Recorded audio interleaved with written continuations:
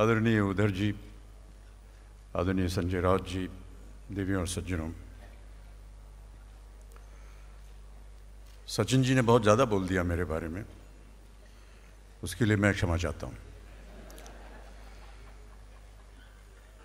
धन्यवाद देना चाहता हूँ संजय जी आपको कि आज आपने मुझे यहाँ आमंत्रित किया और ये मेरे लिए बड़े सौभाग्य की बात है।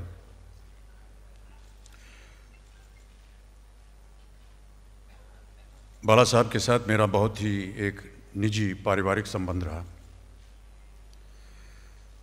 और कोई भी कार्यक्रम जब भी उनका होता है, कोई स्थापना हो, कोई कार्यक्रम हो, और जब भी वो मुझे बुलाते थे तो मैं जाता था। आज आपने मुझे यहाँ आमंत्रित किया है, इसके लिए मैं आपको धन्यवाद देता हूँ। क्योंकि ये कार्यक्रम बाला साहब से संबंधित है इसलिए तो मैं यहाँ मुझे आना ही था। लेकिन सच्चाई थोड़ी सी ये है संजय जी की आपकी जो कलम है वो कलम नहीं तलवार की तरह कभी कभी लगती है, उसके डर के मारे मैं यहाँ आ गया।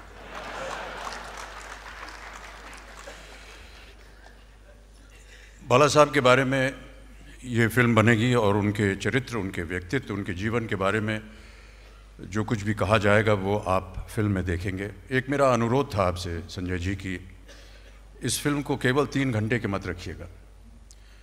बाला साहब का जो व्यक्तित्व है वो 3 घंटे के अंदर सीमित नहीं किया जा सकता और मैं चाहूँगा कि जी बिल्कुल, और मैं चाहूँगा कि इसके कई सारी सीरीज़ बने, 10-12 सीरीज़ बने, 3-3, 4-4 घंटे की सीरीज़। आजकल तो वेब सीरीज़ पे सब देखते हैं इसे।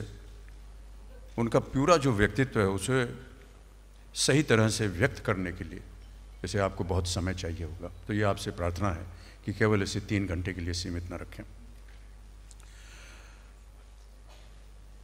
बाला साहब के साथ मेरा हमेशा मैंने माना कि एक पारिवारिक संबंध रहा है और पारिवारिक इसलिए रहा है क्योंकि जिस दिन से मैं उनसे मिला न जाने क्यों उनको लगा कि मैं उनके परिवार का एक सदस्य हूँ।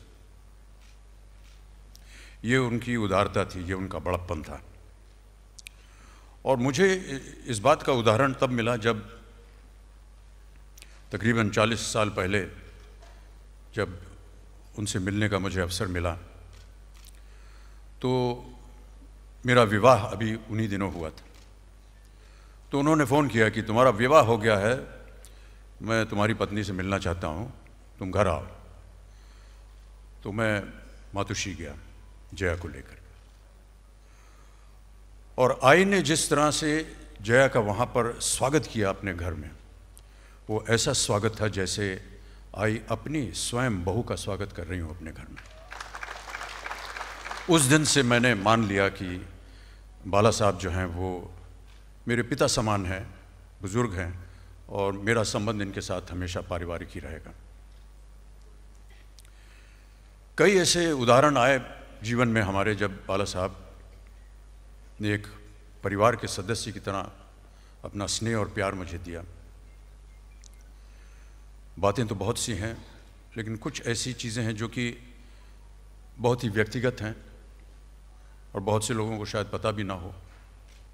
1982 में जब कुली के दौरान मैं घायल हुआ और कुछ दिन बेंगलोर में बेहोश रहा, वहाँ से जब ये तय हुआ कि वहाँ से मुझे मुंबई लाया जाएगा तो बेहोशी के आलम में मुझे हवाई जहाज़ में बैठा के जब यहाँ मुंबई लाए, बरसात का मौसम था, बहुत तेज़ बारिश हो रही थी और सीधे एयरपोर्ट से मुझे ब्रीच कैंडी हॉस्पिटल ले जाना था।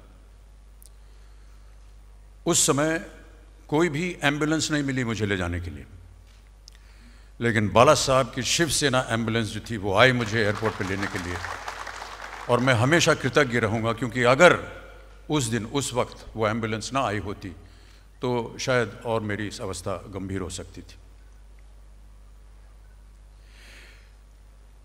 मेरे जीवन में कई बार ऐसी अवस्थाएं आई जहां पर बहुत सारे आरोप लगाए जाते थे मुझ पर और हर बार जब ऐसा हो तो बाला साहब मुझे फ़ोन करते थे और पूछते थे ये क्या है, ये सही है या गलत है, तुम आओ मैं तुमसे बात करना चाहता हूँ।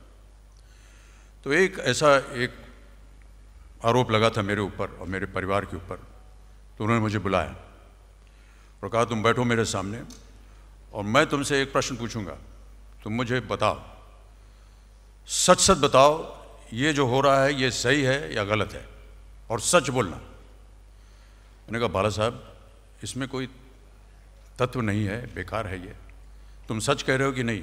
मैंने कहा जी हाँ मैं सच कह रहा हूँ।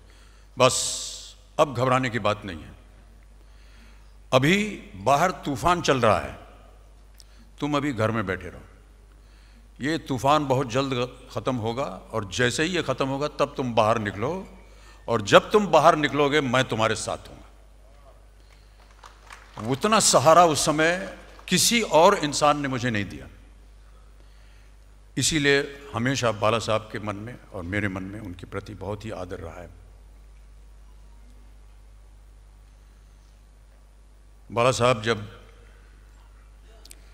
अपनी आखिरी सांसें ले रहे थे तो उनके कमरे में जाने का अवसर मुझे उद्धव जी ने दिया। बाला साहब थे, उनके साथ एक कोई सहयोगी था, आदित्य थे और मैं था। एक इंसान को जिसको हमने इतना प्रबल देखा हो, आज शैया पे लेटा हुआ है और कुछ बोल नहीं पा रहा है, ये असह्य दृश्य था। और प्रार्थना हम लोग करते जा रहे थे कि कहीं ना कहीं कुछ हो जाए ऐसी कि वो जीवित हो जाए हमारे सामने, लेकिन ईश्वर की जैसी कृपा थी, वो क्षण मैं नहीं भूल पाता हूँ। और कभी भी इस तरह मैं नहीं चाहता था कि बाला साहब को इस अवस्था में देखूं, इतने प्रबल, इतने जोशीले, आज ऐसी शैया पर पड़े हैं और आखिरी सांसें ले रहे हैं। लेकिन एक और आश्चर्य की बात उस दिन मैंने उनके कमरे में देखी। मुझे पता था कि बाला साहब का स्नेह है मेरे प्रति, लेकिन मैंने देखा कि जहाँ वो लेटे हुए थे, सर के उनके दाहिने तरफ एक तस्वीर थी और वो तस्वीर मेरी थी। और मैं बहुत ज़्यादा कृतज्ञ हूँ कि मैंने कभी इसका अनुमान नहीं लगाया था कि बाला साहब कितना स्नेह और प्यार करते हैं मुझे। उस छवि को देख करके मैं बहुत गदगद हुआ और वो दृश्य हमेशा मेरे सामने रहेगा। मैं प्रणाम करता हूँ, चरण स्पर्श करता हूँ, नमन करता हूँ ऐसी शख्सियत को। बधाई देता हूँ संजय जी आपको कि आपने ये एक बीड़ा उठाया है और मेरी शुभकामनाएं हमेशा आपके साथ हैं। यदि कभी भी इस फिल्म के बनाने के दौरान आपको लगे कि मेरा उसमें कोई सहयोग हो सकता है किसी भी प्रकार से, तो आप अवश्य बोलिएगा, मैं अवश्य उसमें भाग लेने का प्रयत्न करना चाहूँगा। बहुत बहुत धन्यवाद।